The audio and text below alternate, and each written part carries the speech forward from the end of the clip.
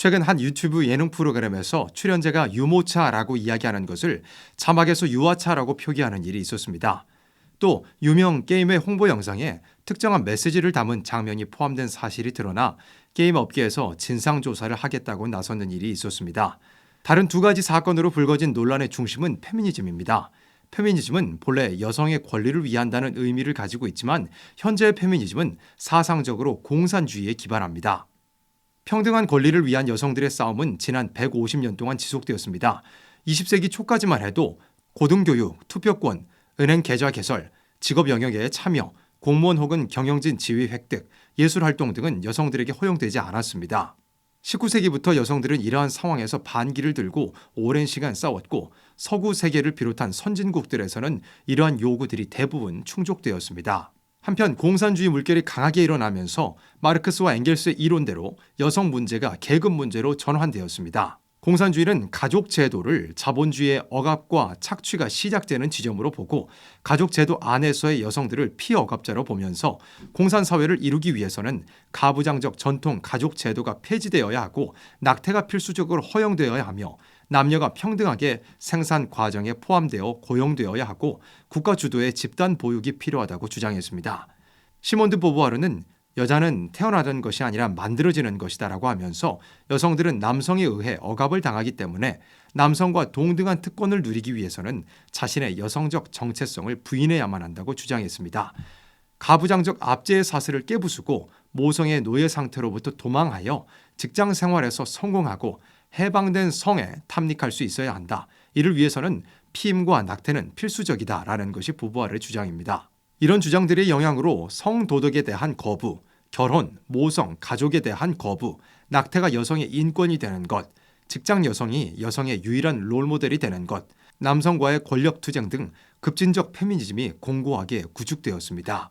과거의 공산주의가 자본과 노동자의 단순한 계급 갈등의 구도를 활용했다면 이제는 다른 여러 가지 갈등의 구도를 활용하는데 그중 하나가 남성과 여성의 구도입니다. 여성이 억압을 받고 있으며 남성이 여성을 억압하는 사회 구조를 깨뜨려야 한다는 것입니다. 혼인과 출산, 육아 등을 여성을 억압하는 것들로 죄악시하고 여성이 이것들에서 해방되어야 한다고 주장합니다. 결혼으로부터의 해방을 위해 비혼을, 출산과 육아로부터의 해방을 위해 낙태를 적극 지지하는 사상입니다. 2015년부터 우리나라에서 본격적으로 창궐하기 시작한 페미니즘은 사회 전반에 걸쳐 지대한 영향을 끼쳤습니다. 결혼을 하지 않겠다는 비혼주의, 결혼을 하더라도 아이를 갖지 않겠다는 딩크족, 태아의 생명을 무참히 짓밟는 낙태가 권리, 자유, 평등과 같은 단어들로 포장되어 우리나라 국민들, 특히 청소년과 청년층의 가치관 속에 자리 잡게 되었습니다. 여성의 해방을 위한다며 혼인과 출산을 죄악시하는 페미니즘은 여성뿐만 아니라 남성에게도 전염되었습니다. 남녀 모두 혼인과 출산에 부정적인 인식을 가지고 가정을 이룰 필요성을 느끼지 못하며 낙태에도 거리낌을 느끼지 않습니다. 2015년과 비교해 2021년에 출생아 수 약 40%, 혼인 건수가 약 37% 감소했습니다.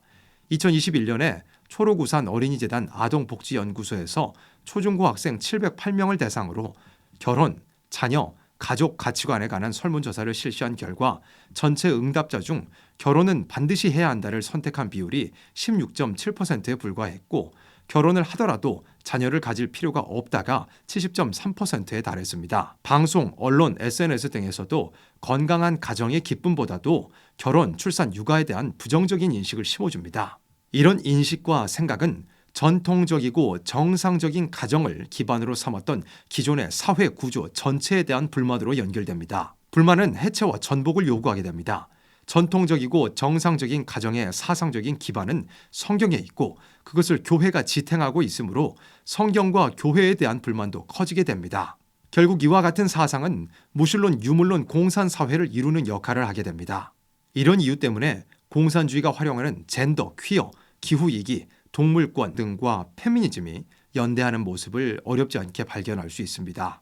하나님을 인정하지 않고 창조의 질서를 부정하며 무신론, 유물론 공산사회를 이루려는 여러 미혹은 사회 전반에 깊고 넓게 퍼져 있습니다. 그 중에 하나인 페미니즘에 대해서 잘못되었다는 것도 알고 표면적으로는 그것에 반대하더라도 실질적인 생각과 삶은 페미니즘과 다르지 않게 혼인과 출산에 대하여 부정적이거나 낙태를 대수롭지 않게 생각하는 사람들도 많습니다. 우리는 미혹이 무엇인지를 바로 알고 냉철하게 자신을 돌아보아 잘못된 사상에 가치관과 삶이 물들어 있지 않은지 진단할 필요가 있습니다. 우리는 오직 하나님의 말씀을 바로 무장하고 그에 합당한 사상과 생활을 이루어 무신론 공산 사상으로 기울어진 세상을 심판하고 이루어질 예수님의 나라를 소망해야 합니다.